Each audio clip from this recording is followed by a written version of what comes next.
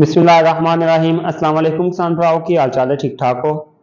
ਅੱਜ ਦੀ ਇਸ ਵੀਡੀਓ 'ਚ ਅਸੀਂ ਫਿਰ ਗੱਲ ਕਰਾਂਗੇ ਕਣਕ ਦੀ ਫਸਲ ਉੱਤੇ ਕਿ ਕਣਕ ਦੀ ਫਸਲ ਉੱਤੇ ਗੋਬ ਦੇ ਵਿੱਚ ਸਾਨੂੰ ਕਿਹੜਾ ਸਪਰੇਅ ਕਰਨਾ ਚਾਹੀਦਾ ਜਿਹਦੇ ਨਾਲ ਅਸੀਂ ਜ਼ਿਆਦਾ ਤੋਂ ਜ਼ਿਆਦਾ ਪੈਦਾਵਾਰ ਲੈ ਸਕੀਏ। ਗੋਬ ਦੇ ਉੱਤੇ ਦੋ ਤਰ੍ਹਾਂ ਦੇ ਸਪਰੇਅ ਹੁੰਦੇ ਨੇ, ਇੱਕ ਫੰਜੀਸਾਈਡ ਸਪਰੇਅ ਹੁੰਦਾ, ਦੂਸਰਾ ਤਾਕਤ ਲਈ NPK ਹੁੰਦਾ, ਅਮਾਈਨੋ ਐਸਿਡ ਵਗੈਰਾ ਹੁੰਦਾ।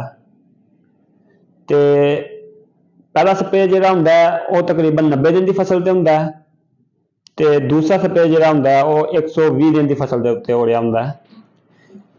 जे तुसी कनक के उत्ते फल के दो स्प्रेवां करते हो तो 100% तुसी जी अपनी पैदावार का 10 मन फी एकड़ के हिसाब नाल पैदावारी इजाफा करते हो।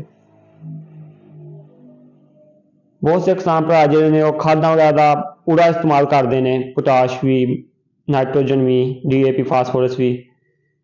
तो एंड से आकर जो फल तो आती है फसल गोब दिहाड़ च आती है तो स्प्रे नहीं कराते, इंज ही गुजारा करते हैं कि इंज ठीक है, इंज असीं पैदावार नहीं लै सकते। ज़्यादा पैदावार लैण लई कनक के उत्ते दो स्प्रेवां बहुत जरूरी ने।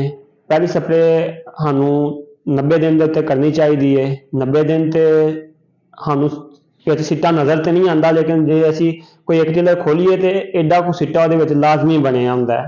तो वह बेहतरीन स्टेज होंगी है साड़ी स्प्रे करन दी, जो असीं उदों स्प्रे करने एक फंजीसाइड तो दूसरा इजाबियन या NPK। तो एक तो साडा जिहड़ा पत्ता है वह फ्लैग लीफ जिन्होंने असीं कहने वह सेव हो जाता, महफूज हो जाता बीमारियों तो सेहतमंद तो तंदुरुस्त जिहड़ा पत्ता है वह ज़्यादा खुराक जिहड़ा दाने नूं मुहैया कर सकेगा।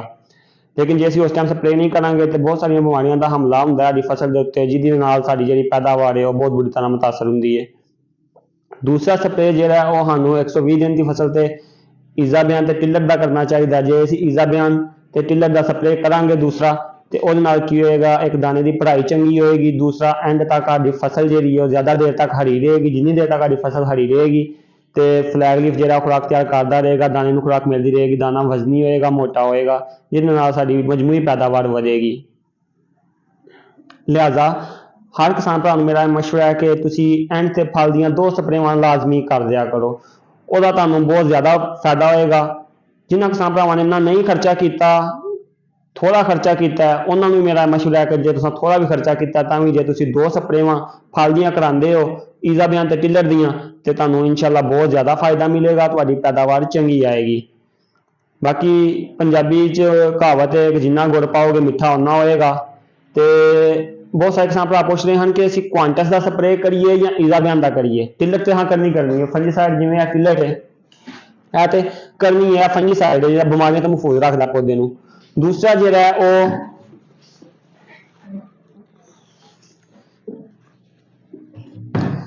क्वांटस है तो इजाबियन है, ठीक है। दोनों में अमाइनो एसिड है, लेकिन ये अमाइनो एसिड इजाबियन च आजाद हालत है बनी बनाई खुराक है, जो ही पौधे को देंगे फौरी तौर पर पौधे को मिल जाएगी।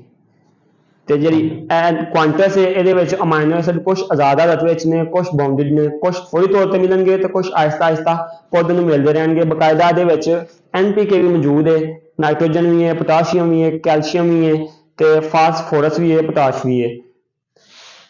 हुण मेरा मशवरा है कि जे तुसीं दो स्प्रेवां करदे हो, तुहाडा जिहड़ा अपनी सोच है कि तुसीं दो स्प्रेवां करनियां फसल ते, तो तुसीं जिहड़ी पहली स्प्रे करदे हो उहदे विच तुसीं जिहड़ी 85 तो 90 दिन की फसल तुहां करनी है, उहदे विच तुसीं क्वांटस कर लो, नाल टिलर कर लो, दो स्प्रेवां कर लो। इहदे नाल की होएगा अजाए सगीरा ते कबीरा दोनों की जिहड़ी पौधे नूं कमी है वह दूर हो जाएगी। ज़्यादा मौसमी स्ट्रैस तो भी फसल जिहड़ी है महफूज हो जाएगी। तो जो तुहां दूसरी स्प्रे करनी है तुसीं फल की स्प्रे जिहनूं असीं मेन स्प्रे कहने वो 120 दिन की फसल नूं करनी है इजाबियन ते टिलर की। जो तुसीं यह स्प्रे करोगे तो इंशाअल्लाह तुहाडा दाना जिहड़ा वजनी होएगा, भारा होएगा, सिट्टे का साइज भी चंगा होएगा तो तुहाडी मजमूई पैदावार इंशाअल्लाह वधेगी। तो सब किसान भरा वीडियो को ज़्यादा तो ज़्यादा शेयर करो। तो वीडियो को लाइक बहुत घट आते हैं, मेहरबानी करके वीडियो तुहाडे लिए बनाई दी है तो लाइक लाजमी करा करो। तो वीडियो को ज़्यादा से ज़्यादा शेयर करो, मेरे चैनल सब्सक्राइब करो। मिलते हैं अगली वीडियो, उदों तक अल्लाह हाफिज़।